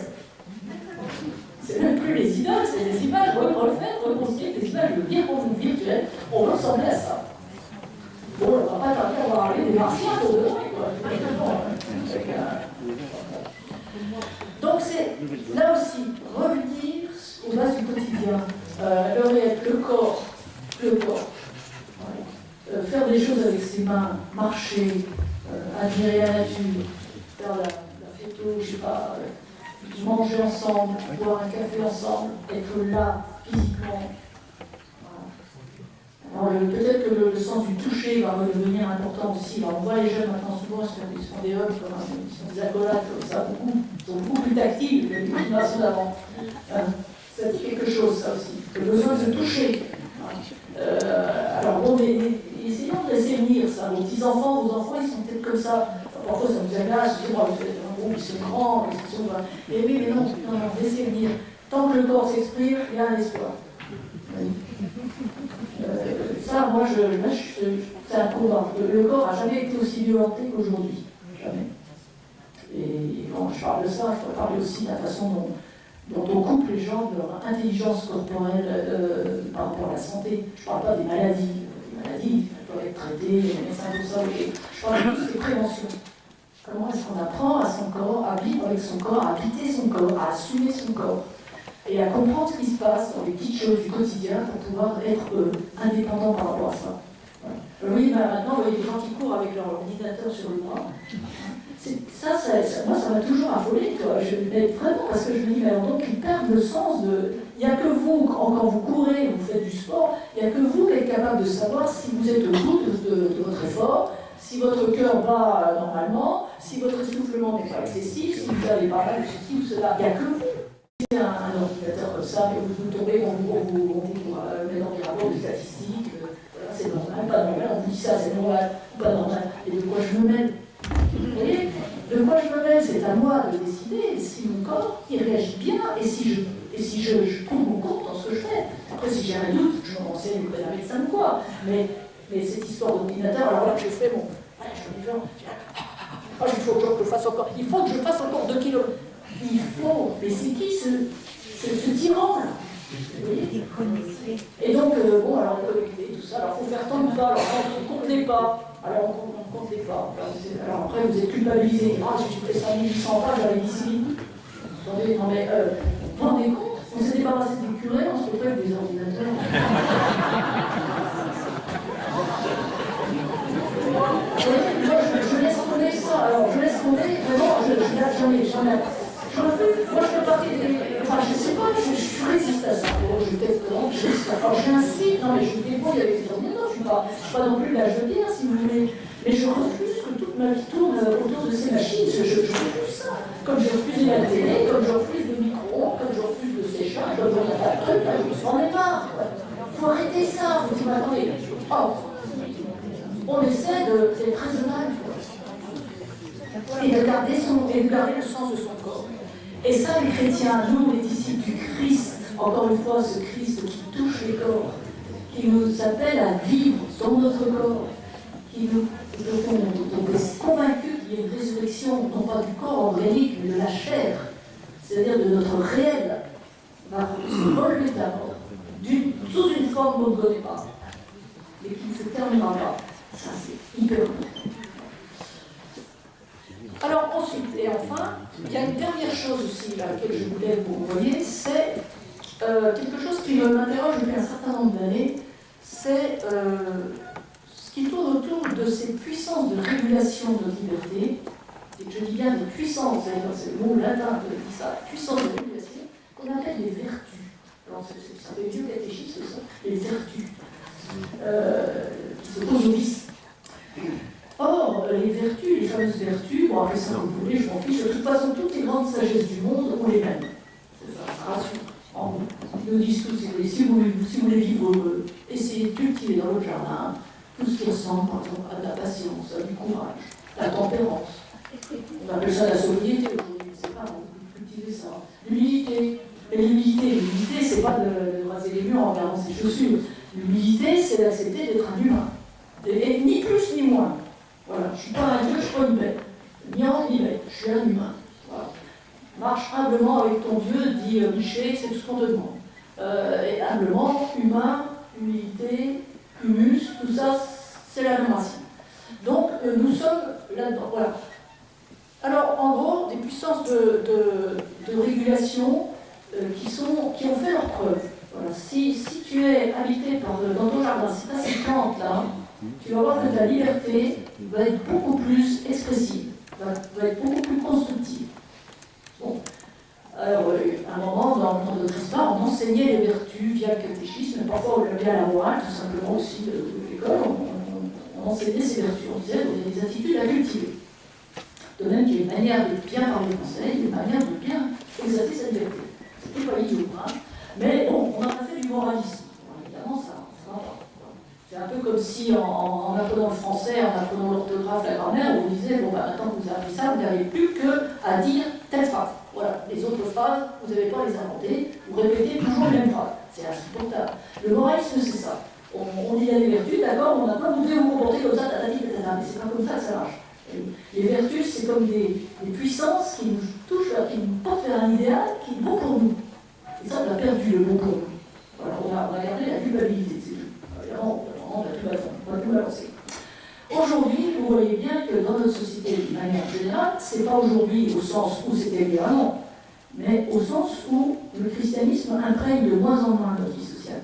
Donc on retrouve des vieux réflexes qu'on a toujours partout dans le monde, depuis toujours, à savoir que l'impatience, la gloutonnerie, les excès, on parlait des ultra-véhéments politiques, hein, les excès à droite ou à gauche, voilà, on est dans l'outrance, on est dans tout ça, on est dans l'orgueil, beaucoup, dans l'apparence, voilà. Et ça c'est vraiment l'opposé des vertus. Alors je me permets d'en parler parce qu'il n'y a rien à faire à une démocratie comme la nôtre, qui est un système politique assez fragile. La démocratie a besoin de deux piliers pour continuer, c'est Montesquieu qui va le dire. Un, la vertu, dit-il, et deux, a besoin de citoyens éclairés. Et donc je me permets de renvoyer à ça, parce que où est-ce qu'on en est? Une démocratie ne tient pas sans vertu, c'est-à-dire des gens qui retiennent leurs impulsions pour les réorienter vers le bien commun. Oui, j'ai envie de piquer dans la caisse, mais je ne le fais pas, parce que c'est de l'argent public, donc je respecte. Oui, j'ai envie de régler mes comptes à grands coups de poing dans la tronche, mais je ne le fais pas. Parce qu'il y a des institutions, et je vais passer par les institutions pour obtenir justice. Voilà, c'est ça la vertu. Ça me permet de retenir des impulsions pour, voilà. J'avance avec ce que je sais faire, avec ce que je suis, j'essaie d'être honnête dans ce que je propose, je ne fais pas semblant, je ne rajoute pas des artifices, je ne me prends pas pour quelqu'un que je ne suis pas. Ça, c'est l'orgueil. Or, actuellement, quand on va regarder le showbiz, par exemple, c'est des gens extrêmement, pas peu, mais il y en a beaucoup, qui sont dans l'artifice total. De leur enlever les outils qui leur servent à chanter, et il n'y a plus rien. Donc, alors, voilà, c'est comme ça, alors je suis meilleur. Je ne sais pas si vous vous intéressez au football, vous vous rappelez peut-être dans les années 70, Saint-Étienne. On en parlait d'autant plus que c'est le sang du signe du football bon enfant, j'allais dire. Et si vous regardez les images des matchs de Saint-Étienne en 75-76, vous vous rendez compte, quand il y a un but marqué par Saint-Étienne, et toutes les équipes, je crois, mais on a regardé beaucoup d'images de Saint-Étienne, forcément, le cœur y était, pour nous, toute la France battait. Eh bien, chaque fois qu'il y avait un but marqué, toute l'équipe se tenait les épaules comme ça pour les saluer les supporters. Ils partaient en ligne, pour ça, voilà. Et l'exploit a été salué, c'était celui d'équipe. Regardez ce qui se passe aujourd'hui. Non seulement c'est juste celui qui a mis le dernier coup de pied qui réclame, qui est acclamé, mais il réclame d'être acclamé. Il réclame d'être acclamé. C'est quand même. Enfin, ça laisse le bon choix, si vous voulez. Parce que c'est spontané, vous ne savez pas. Là, on préfère des trucs. Donc c'est un changement complètement. Et là, on n'a aucun souci avec la vanité, l'orgueil et tout. D'ailleurs, on confond la fierté et l'orgueil, c'est bien marqué. Donc c'est très embêtant, ça veut dire qu'il y a une grosse confusion au niveau des vertus. Donc au niveau de sa manière de gérer sa liberté, de gérer son impulsivité pour la transformer en force de choix éclairé. Alors ça, voilà. Bon, alors j'interpelle là-dessus, parce que vous êtes bien placé pour avoir cultivé ce genre de vertu, même si c'était implicite, et pour vous être situé dans la vie en général, dans votre parcours de vie, vous situez encore aujourd'hui dans votre parcours de vie, de manière très positive, très constructive. Et ça mérite d'être souligné, je dirais. N'hésitez pas à en parler. N'hésitez pas à témoigner vos enfants, vos petits-enfants, vos voisins, etc. Oui, vous êtes énervé aussi par la civilité, mais comment vous réagissez par rapport à ça? Pas de manière impulsive, pas de manière idiote. Voilà. Oui, vous êtes très fiers d'être chrétien, bien sûr, mais oui, j'espère que vous êtes fiers des disciples du Christ. Mais la fierté, elle s'exprime comment? Pas en montant sur un tonneau au milieu du marché en disant c'est pas comme ça, hein. Bien en jouant la sauce à chapelet, c'est certainement pas ça. Donc, ma fierté à moi, c'est ça. Ma fierté, c'est de pouvoir reconnaître l'esprit travailler en toi, alors que tu n'as même pas envie de toi. Je ne veux pas que tu fasses de moi un chrétien, moi j'ai rien demandé. Mais reste comme tu es, surtout ne touche pas. Moi j'admire la façon dont vous avez un travail. Voilà. Vous voyez, laisse-moi des choses. Et vous pouvez être fier, y compris d'être placé, bien sûr. Voilà, alors donc, du coup, tout cela, tous ces petits points que j'ai dit, le rapport au sacré voilà, qui se cherche, cette insécurité affective et intellectuelle, cette désincarnation, cette perte de sens, j'aurais pu ajouter aussi ce manque, mais ça va avec la culture parcellaire, ce manque de culture générale qui est quand même très impressionnant. Et c'est rien côté des États-Unis. Hein. La moyenne aux États-Unis de culture générale, c'est pour le zéro. Si vous demandez la capitale de la France, il y a un Américain sur trois qui ne sait pas.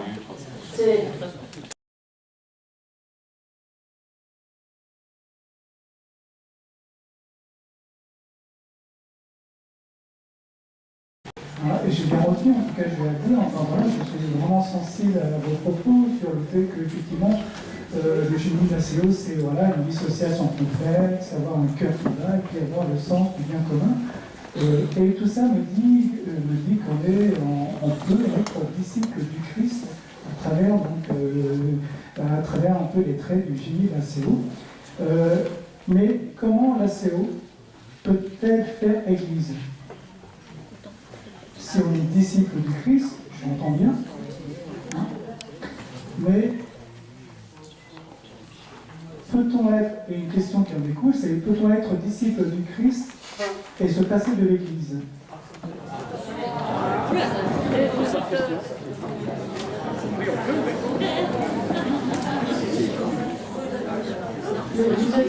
J'ai pas tout compris.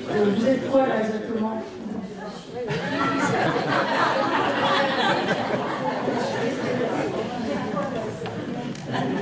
Moi, je suis en face de l'église. de l'église et je suis en face de l'église. Donc c'est vous l'église aussi. Il ne faut pas oublier aussi. Voilà, c'est tout, c'est votre manière d'être en église. L'église du Christ n'est pas réductible à une institution, et l'institution ecclésiale n'est pas réductible à l'institution catholique romaine et hiérarchique.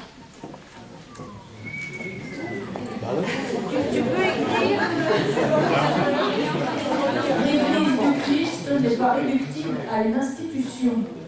Et l'institution ou les institutions ecclésiales ne sont pas réductibles à l'église catholique romaine et hiérarchique, à l'institution catholique romaine et hiérarchique. Voilà. Il y a un problème d'ensemble. Alors, dans la vaste église, mais c'est l'église mystique, c'est quand même pas. Et on en parle dans le concile aussi, et puis il faut relire des gens comme le Lubac, etc. L'église mystique, ça, c'est bien au-delà des frontières de ce que nous avons institué. Et on a besoin d'institutions. La séance, c'est une institution aussi. Vous avez vos rituels, vous avez vos réunions, vous avez vos délégués, vous avez vos. Très très bien. Moi, j'ai jamais rien eu contre le gouvernement, ni la hiérarchie. Pourquoi il n'y aurait pas d'évêque? Oui, très bien, mais je ne suis pas contre. La question n'est pas là. On a bien besoin d'institutions pour pérenniser les choses, pour justement assurer une transmission des moyens, sinon du contenu, parce que ça appartient au cœur de chacun, on a des moyens, des méthodes, etc. Ok. Donc, vous avez dans la vaste église mystique, vous avez des institutions qui se disent église. Il n'y a pas que l'église catholique, il y a beaucoup d'institutions. Et dans toutes ces institutions, il y a aussi l'institution catholique romaine et hiérarchique. Et à l'intérieur même de cette institution catholique romaine et hiérarchique, il y a beaucoup de sensibilité. Voilà. Et tout ça, c'est. Alors bon, après on dit oui, mais moi je ne me retrouve pas dans telle sensibilité d'église. Tu peux faire un pas de côté, on va rejoindre d'autres qui sont plus proches de ce que tu dis aujourd'hui. Bon, et puis au bout d'un moment, j'ai fait le tour des popotes, et puis je ne retrouve pas mon compte dans l'institution catholique romaine. Et bien, fais un pas de côté, rejoins une autre église. Ah oui, mais alors c'est tout pareil, tout pas de problème, moi je comprends les institutions, machin, bon. Et ben, continue ta route, qu'est-ce que tu veux, en dehors des institutions établies. Donc vous voyez, c'est pas un problème. Et tout ça, c'est l'église. À partir du moment où je suis disciple, je fais partie de la grande assemblée. Voilà, à ma façon. Et ça suppose que, encore une fois, j'ai la conviction de ne pas avoir la vérité en moi tout seul et de me permettre de juger tous ceux qui ne me suivent pas. Voilà. Si vous êtes à l'aise dans l'institution catholique romaine et hiérarchique, si ça vous convient, mais restez-y, il n'y a pas de souci, moi j'ai pas de problème avec ça. Voilà. Si vous préférez rejoindre les protestants, les orthodoxes, je ne sais quelle église évangélique, allez-y, il n'y a pas de problème, moi ça ne me gêne pas. Vous voyez? Et pourquoi est-ce que l'esprit ne travaillerait pas aussi là?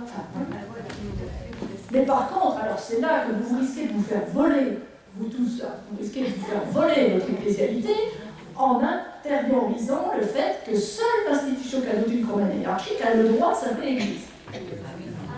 Alors c'est là qu'une fois qu'on a intériorisé ça, évidemment, dès qu'on ne se sent plus en phase, on se dit, je ne suis plus l'Église. Voilà. Parce que alors là, ça c'est vraiment le mensonge par excellence. Donc allez au bout de vos intuitions, votre intuition de la séance, allez au bout, continuez, vous avez des prêtres, des diacres avec vous, etc. Vous pouvez célébrer les choses, vous pouvez continuer à avancer. Vous êtes l'Église comme ça. Oui, c'est votre manière à vous d'être l'Église. Et voilà. Et à Antioche, c'était pas la même Église qu'à Jérusalem. Et Pierre, c'était pas Paul. Ils n'étaient pas contents, ils n'étaient pas d'accord entre eux. Et ils n'ont pas cherché à être d'accord entre eux. Ils se sont dit, bon, écoute, Paul, tu vas t'occuper des chrétiens issus des païens, et puis moi, Pierre, je vais m'occuper des Jacques, je vais m'occuper des chrétiens issus du judaïsme. Voilà. On s'est partagé le boulot. Mais non, mais c'est dans les actes, c'est dans les actes. Et oui, la communion, la communion, c'est pas l'uniformité, il faut arrêter. La communion, c'est de se dire que l'esprit travaille aussi chez l'autre. Même si je vois pas comment. Mais j'ai la foi qui travaille aussi chez l'autre. Je n'ai pas le monopole de l'esprit. Personne n'a. L'autre non plus. Alors, je me suis rappelé ça. Mais moi non plus. Alors on fait ce qu'on peut. Et écoute, si tu es plus à l'aise avec les païens, va avec les païens. Si tu es plus à l'aise avec les juifs, tu vas avec les juifs. Et puis on se retrouve. Et puis quand on a besoin de solidarité, on peut compter les uns sur les autres. On envoie des sous quand il y a des soucis et tout ça. Voilà. Vous voyez. Donc là, et on en est exactement là. On est exactement là. La séance, c'est pas le mouvement d'Emmanuel.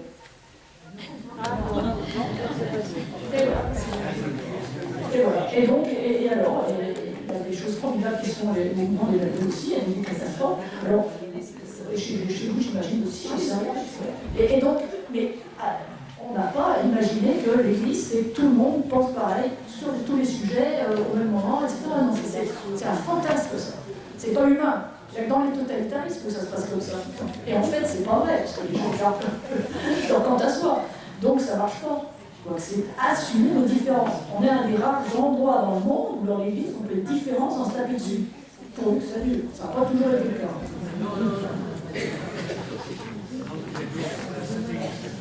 Alors, je ne sais pas si je réponds, mais vous voyez, c'est devant moi, j'ai l'impression d'être devant l'Église. Pas toutes, mais l'Église. Tu parles de nouvelles, comment tu dis, nouvelles dogmes culturelles. Est-ce que tu aurais des démarches inspirantes? On voit que les générations en ACO ne se renouvellent pas autant, très vite, beaucoup. Est-ce que tu aurais des démarches inspirantes à nous partager? Si seulement. Moi, je vois, vous êtes en lien avec des tas de gens, des tas de personnes, des familles et tout ça. J'ose le faire. Mais je me demande si vous n'auriez pas, avec le savoir-faire qui est le vôtre maintenant, intérêt à proposer aux gens que vous rencontrez ce que vous faites en équipe, de façon atténuée, hein, autour du partage de vie, autour de l'ouverture d'une page d'évangile ensemble. Pourquoi est-ce que vous ne proposeriez pas dans les endroits et ils connaissent, ils savent que vous êtes croyants. Voilà. Et vous n'êtes pas dans une démarche prosélyte. Une démarche prosélyte, c'est une démarche qui veut faire du nombre. Vous n'êtes pas là-dedans. Il ne faut pas être là-dedans. On ne cherche pas à faire du nombre. On doit rester ce que le Seigneur nous a invité à être, du sel. Il y a des gens qui font la cuisine ici, je sais, j'ai entendu. Ah oui, oui. Ils savent très bien que quand on fait une purée, on met pas autant de sel que de patates.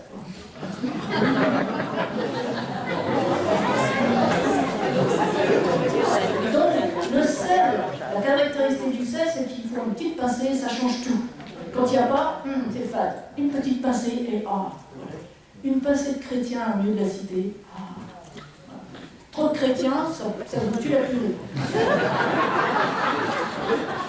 Alors, le problème, c'est qu'on a passé notre temps depuis des décennies, on compte le nombre d'entrées dans les séminaires, le nombre d'ordinations, le nombre de baptisés, le nombre de mariages à l'église, le nombre de gens à la messe. Bon, évidemment, si on est là-dedans, on se dit, bah, il n'y a plus rien qui touche le camp, quoi. Mais heureusement, ça me fait rigoler, parce que tout a commencé avec un recensement qui se passait là, il n'y a que Jésus qui peut débouler au milieu d'un recensement là, il n'y a rien de pire que le recensement de naissance.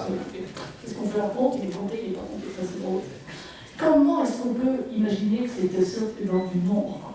C'est quand même quelque chose, c'est vraiment combien de divisions. Donc, l'ACO, c'est pareil, vous êtes le sel, vous êtes le sel de la terre. Voilà. Apportez votre grain de sel. Votre grain de sel. Tiens, parce que tu me dis, ça me rappelle l'évangile, disons. Quoi? Qu'est-ce que tu racontes? Mais si, il y a une histoire comme ça, tu sais, tu connais pas? C'est une histoire de pêche, là, tu vois, les mecs ils sont complètement crevés, ils reviennent de la nuit, ils n'ont rien pris, tu vois, ils ont ras-le-bol, ils ont tout jeté. Ah mais ça c'est comme mon patron, voilà, tu vois. Et puis alors là, il y a Jésus qui leur dit, attends, je te la retrouve. Et puis on raconte. Puis voilà, c'est tout. Qu'est-ce que je fasse avec ça? Fais ce que tu veux. Moi ça me fait penser à ça, c'est tout. J'aime bien, c'est Jésus qui donne. Et du coup, il se passe des choses formidables, j'ai l'impression que dans ma vie c'était pareil. Ça, voilà, vous semez. Pourquoi est-ce que votre savoir-faire est top? Qu'est-ce qui t'arrive aujourd'hui? Moi, j'ai passé à la fin de l'année, par exemple, avec une personne qui n'est pas du tout croyante. Enfin, pas du tout dans nos églises, dans l'histoire d'église, même ouverte à ça. Moi, j'ai dit, tu vois, le 31 décembre, j'aime bien relire tout mon agenda pour voir ce qu'en est mon année. Les rendez-vous, les rencontres, les trucs, et j'essaie de voir un petit peu tout ça, qu'est-ce qui m'en reste, pourquoi j'ai envie de dire merci, tout ça.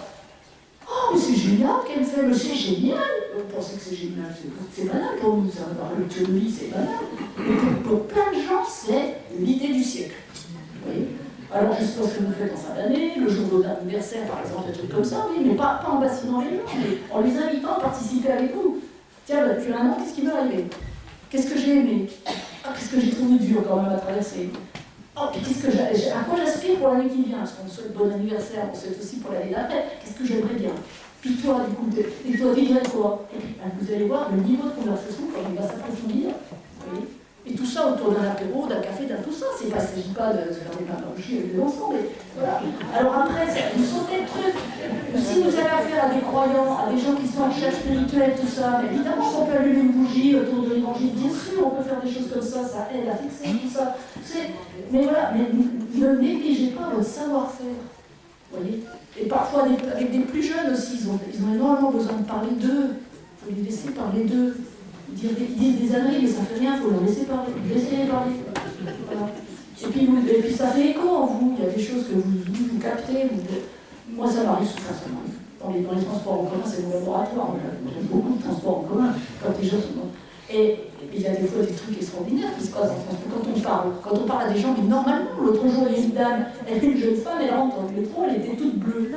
Mais quand on dit bleu, c'est les cheveux bleus, les yeux bleus, les ongles bleus, bleu fluo, du bleu partout. Des machins qui fondaient en bleu et tout. Moi, je devais avoir les yeux qui sortaient de la tête en disant, mais c'est quoi c'est Alors, j'ai eu droit, évidemment, je n'ai pas vu venir. Pourquoi tu me regardes comme ça, tu veux ma photo? Alors j'ai dit, ah ben je te regarde comme ça parce que je suis fascinée. Alors elle commence à dire, c'est quoi là, qu'est-ce qu'elle a, la douleur?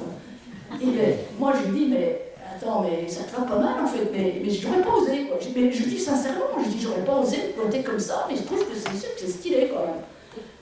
Ah ben c'est complètement assagi. Et puis on s'est mis à parler.